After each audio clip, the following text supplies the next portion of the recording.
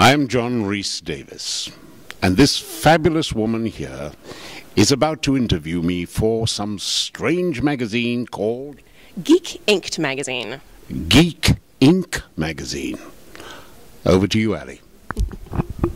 First, let's talk a little bit about the Indiana Jones movies.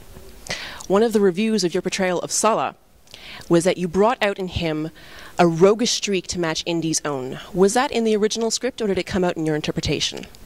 I've never been able to conceal my own roguish streak, much as I have tried. You bring what you can to the part, of course, and what is left is what the director chooses to let the audience see. So it's a tribute to Stephen as much as anybody else. You and Harrison Ford had great presence together on screen. How did you enjoy working with him?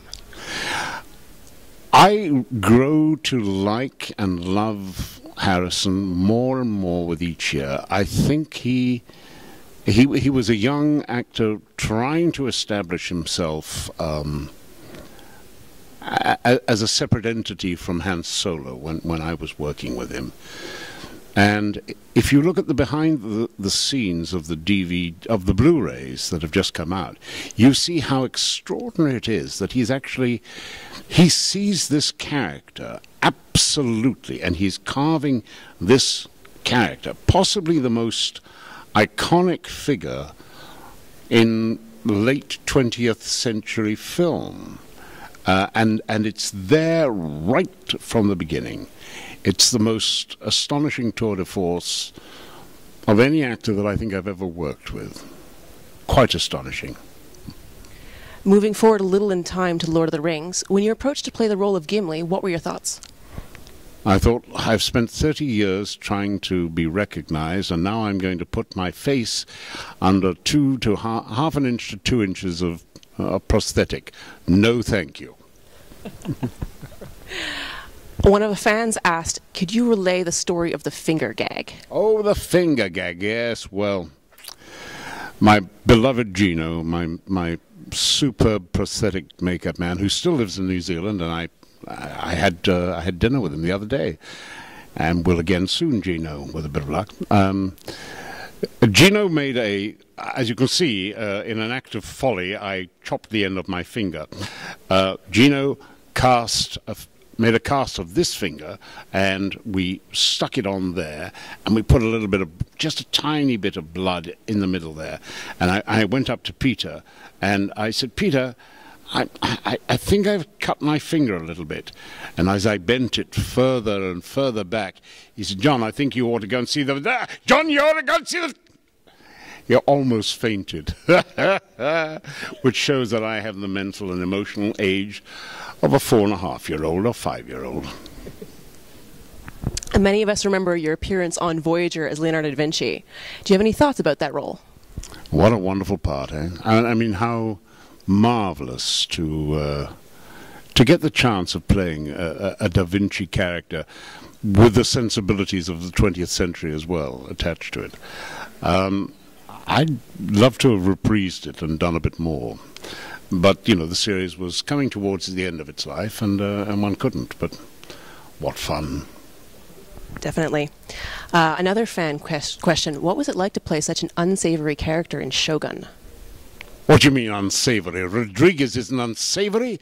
Rodriguez is the hero of the piece. The Inglés is, in fact, a pirate. He is out to steal. Rodriguez, on the other hand, is a great sailor.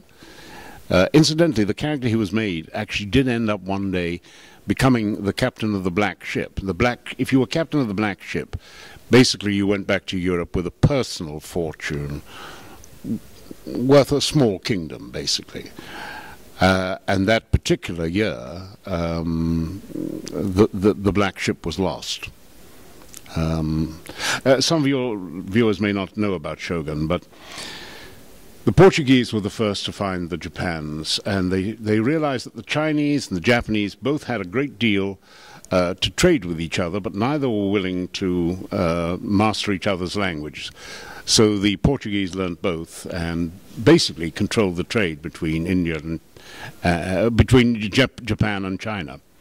In return, they were allowed to take a shipload of stuff back every year, which was a fortune. I mean, an unbelievable fortune.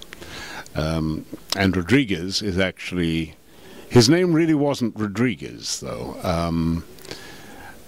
The name Rodriguez is more generally attached to Rodriguez the Interpreter, who was the Jesuit who actually, I think, wrote one of the first Portuguese-Japanese dictionaries. But a remarkable man, remarkable, extraordinary period of European history. And Will Adams is actually well, Blackthorn is based on Will Adams, who really did find his way there to Japan in about 1600 with, well, he set off with 4 Dutch boats, and I think only one finally got there.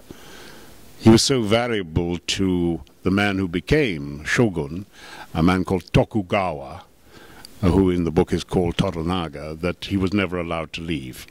He had a wife back in Devon, but he ended up known as the Anjin, the pilot, with a little Japanese wife, and I think he died in about 1625. Sorry. Finally, you do a lot of voice acting as well. Many people might not know that in addition to Gimli, you also were the voice of Treebeard the Ent.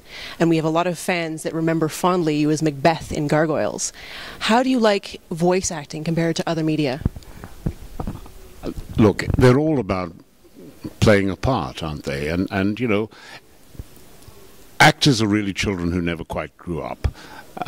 So if I can play a hero or a bad guy or Batman or Robin or Cowboys and Indians at the age of 68, I must be doing something really right with my life.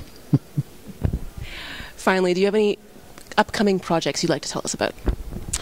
Actually, a number of upcoming projects. The two things that I'm most excited about are my friend Bill McDonald's doing a show on flying tigers, which is going to be set in India, and he's also got a great pirate series that he's going to do, and I'm looking forward to that immensely. And another friend of mine has just got the financial backing for an extraordinary thing on Glastonbury, which is set around about, you know, the period of Christ and the impact of Rome on England at that period.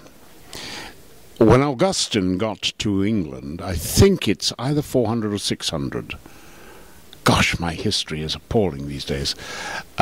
He was shocked to find that, in fact, there were already Christians in Britain, and he and they attributed their presence to Joseph of Arimathea, who, of course, turns up in the Bible.